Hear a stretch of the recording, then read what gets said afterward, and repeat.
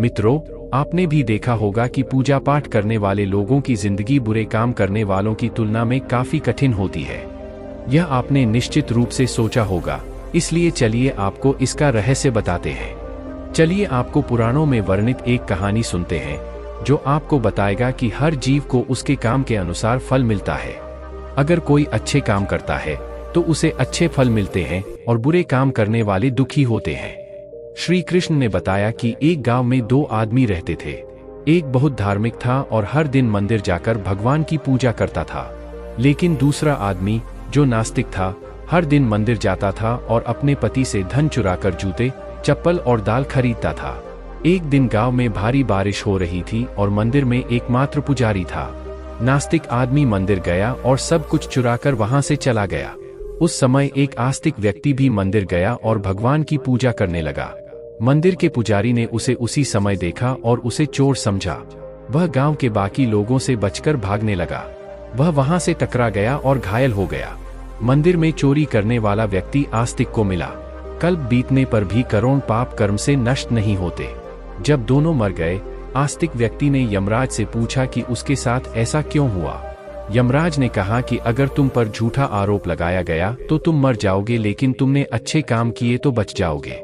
यमराज ने कहा कि उसके भाग्य में एक राजा बनना लिखा था, लेकिन उकसे ने अपने पापों के कारण वह सिर्फ एक छोटे से चोर बन गया। मित्रों, शास्त्रों में कहा गया है कि पाप कर्म के बिना भोगे गए करोड़ों का नाश नहीं होता। अगर कोई पाप करता है तो आज वह खुश हो सकता है, लेकिन कभी कभी उसे अपने पाप का फल भुगतना पड़ेगा। यह भी एक कहानी है कि एक बहुत पापी व्यक्ति एक रास्ते से जा रहा था और उसे बहुत सारा सोना मिल गया। उसी रास्ते से एक अच्छे आदमी जा रहा था, उसे एक कांटा लग गया और वह जमीन पर गिर गया। उस स्थान पर कुछ लोगों ने सोचा कि यह बहुत गलत हुआ और दोनों आदमियों की कुंडली ले जाकर एक पंडित को दिखाई। पंडित ने कहा कि पापी व्यक्ति का भाग्य राजा बनना था, लेकिन उसके पाप के कारण अब उसे सिर्फ इतना सोना मिला है। उस भले और धर्मात्मा व्यक्ति के जीवन का आज आखिरी दिन था, लेकिन उसके अच्छे कर्मों की वजह से वह बच गया। शास्त्रों में कहा गया है कि हर व्यक्ति को अपने अच्छे और बुरे कामों का परिणाम भुगतना होगा।